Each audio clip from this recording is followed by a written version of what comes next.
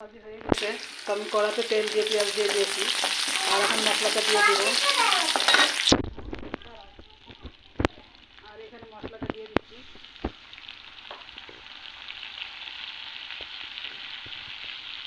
আর সামান্য একটু পানি দিয়ে কষিয়ে দেবো।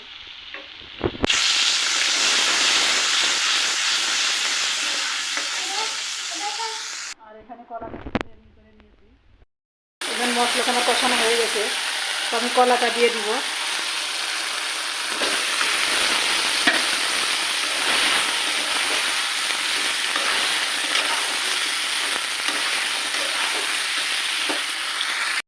আর এখানে আমি ঝোলে কষানো পানি দিয়ে দিলাম।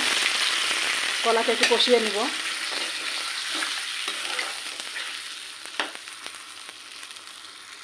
এখানে আমার কলা কষানো হয়ে গেছে, এই দেখুন।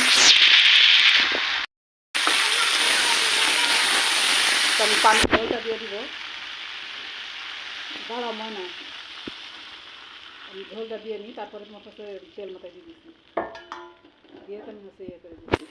আমি এখানে ঝোলটা দিয়ে দিছি, দিয়ে আমি মাছটাও দিয়ে দিব সাথে।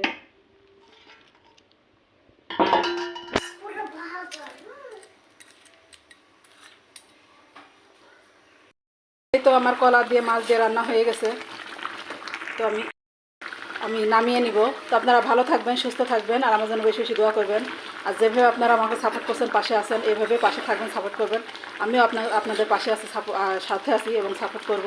আর বেশি বেশি কমেন্ট করবেন, লাইক করবেন। আর যারা নতুন বন্ধুরা এখন পর্যন্ত ভিডিও দেখে সাবস্ক্রাইব করেননি, তাদেরকে বলবো প্লিজ আমার চ্যানেলের কোনো অংশ যাতে আপনাদের কাছে ভালো লেগে থাকে, তাহলে আমার চ্যানেলটাকে সাবস্ক্রাইব করে দেবেন, কমেন্ট করবেন, লাইক করবেন, আর পাশে থাকা বেল আইকনটা প্রেস করে দেবেন, যেন নোটিফিকেশনটা সবার আগে পেয়ে যান। আর নতুন পুরাতন সব বন্ধুদেরকে অসংখ্য অসংখ্য ধন্যবাদ এইভাবে সাপোর্ট করার জন্য, পাশে থাকার জন্য। তো ভালো থাকবেন, সুস্থ থাকবেন, আর আমার ভিডিওটা শুরু থেকে শেষ পর্যন্ত দেখতে থাকবেন। তো আমি নামিয়ে নেব এখন।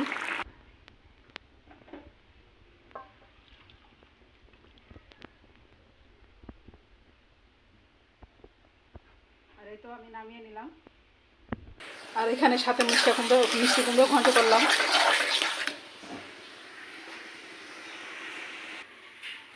আর এই তো আমার রান্না বান্না। তো ভালো থাকবেন, সুস্থ থাকবেন। আল্লাহ হাফেজ, আসসালামু আলাইকুম।